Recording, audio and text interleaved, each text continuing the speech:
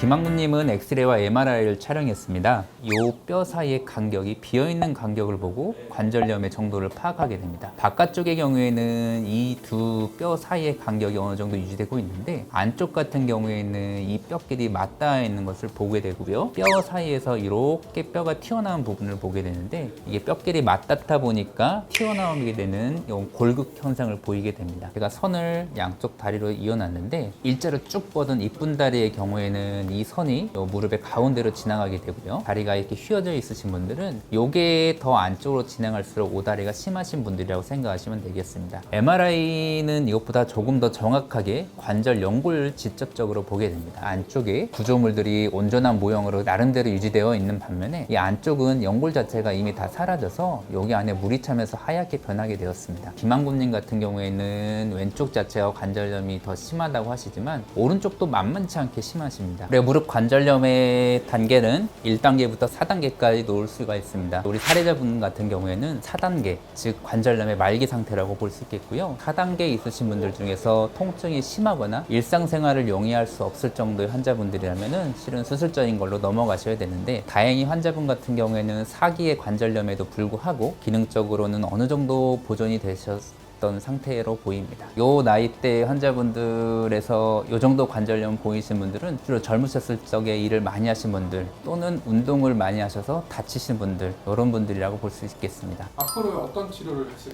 계획이세요? 환자분은 관절염이 4기임에도 불구하고 일을 하실 수 있을 정도의 통증이시기 때문에 수술보다는 다른 보존적 치료로 할 예정입니다. 그래서 먼저 약과 그다음에 무릎 안에 주사 치료를 통해서 통증을 최대한 잡고 염증을 잡는 치료를 시행을 할 거고요. 비교적 근육 상태가 괜찮긴 하시지만 다리가 변형되면서 근육의 변형들도 많이 와 있기 때문에 보조적으로 근육 치료랑 이런 것들을 병행을 하면서 조금 더 편안하게 지내실 수 있도록 시행할 예정입니다.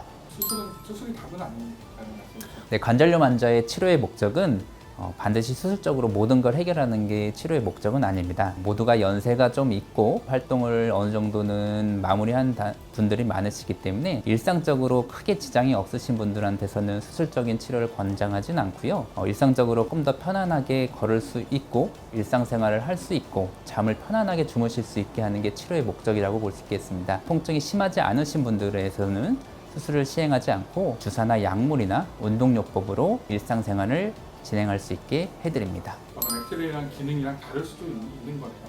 네, 맞습니다. 엑스레이나 MRI나 이런 거는 판정하기 위한 검사의 도구가 되고 환자의 치료 방침을 결정할 때는 객관적인 소견뿐만 아니라 환자의 증상과 진찰이 더 중요한 소견이 되겠고요. 이 모든 것을 종합해서 환자의 치료 방침을 결정하게 됩니다. 퇴행성 관절염이 여자분들이 좀 많은 편입니다. 퇴행성 관절염의 빈도는 남성보다 여성한테 조금 더 많게 되고요. 가장 많은 거는 호르몬의 영향이 조금 있을 수가 있고요. 골다공증이나 이런 것들이 여성분한테 조금 더 많게 되면서 관절염의 변화도 많아지게 되고요. 근육량의 차이도 분명히 있습니다. 남성분의 경우에는 근육량이 어느 정도는 받쳐주기 때문에 관절염이 있다 손치더라도 증상이 여성에 비해서는 덜하신 분들이 많습니다. 그래서 여성분들의 경우에는 조금 더 관절염에 대해서 신경 쓰고 관리를 해주셔야 될 것 같습니다.